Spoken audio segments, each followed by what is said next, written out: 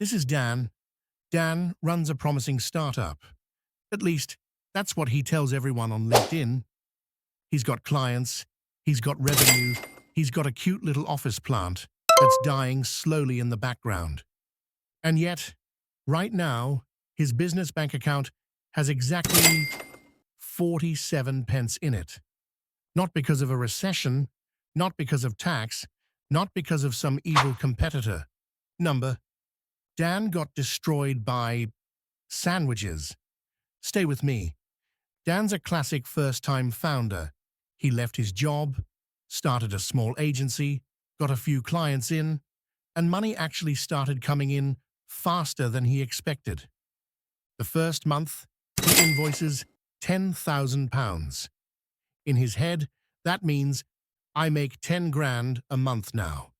In reality, he's on level 1 of a game he doesn't understand. Here's what Dan should be seeing.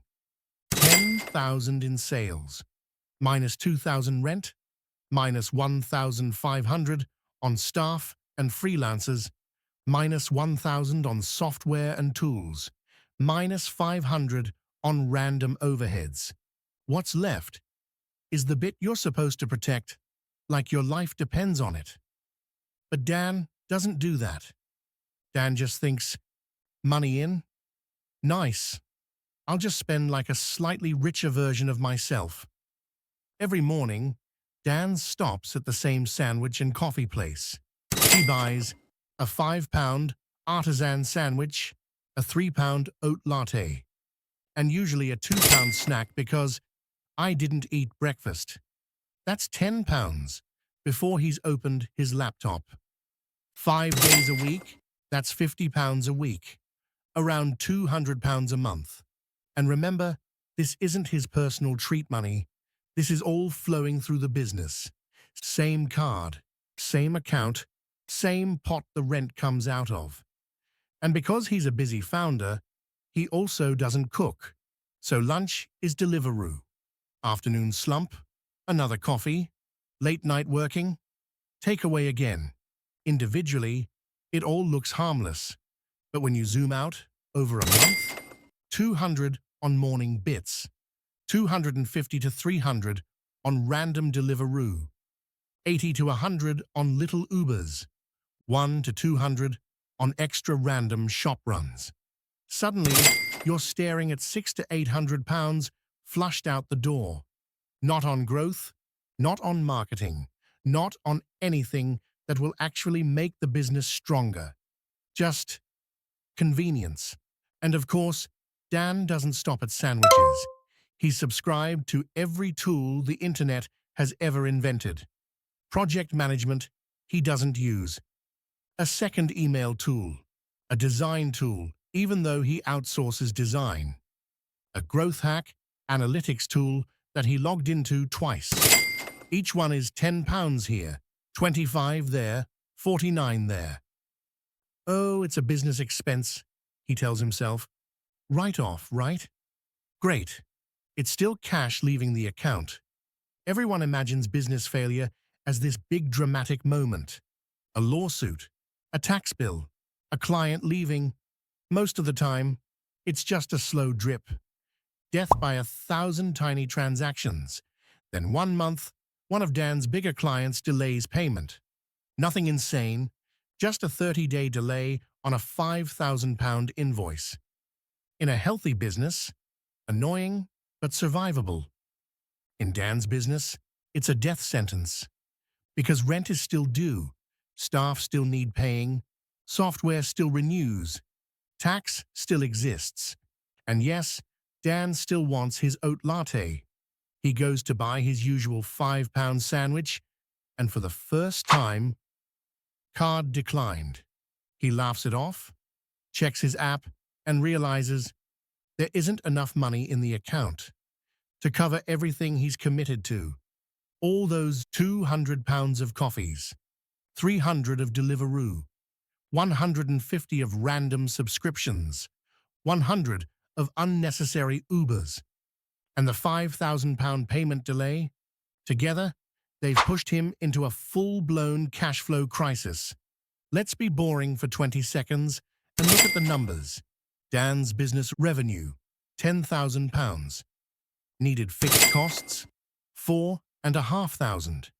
That's rent, minimum software, staff. Variable costs, around 1,000. Stuff that actually earns money. He should have around 4.5 grand as a buffer if he ran lean. Instead, he's bleeding 800 plus a month on nonsense. Over 6 months, that's about £4,800. Basically, his entire safety net went into sandwiches, Ubers, and software he doesn't use. So when the client delays payment, the business isn't resilient. There's no, we'll ride this out. There's just, which bill do I not pay this month? That's how businesses actually die. Not with a bang, with insufficient funds. So what should Dan have done? 3 boring things that keep companies alive. Lesson 1. Separate business survival from nice to have. Every month, you decide essentials, rent, core software, tax, payroll, insurance. Nice to have sandwiches, extra tools, random Uber emergencies. Essentials must be covered no matter what.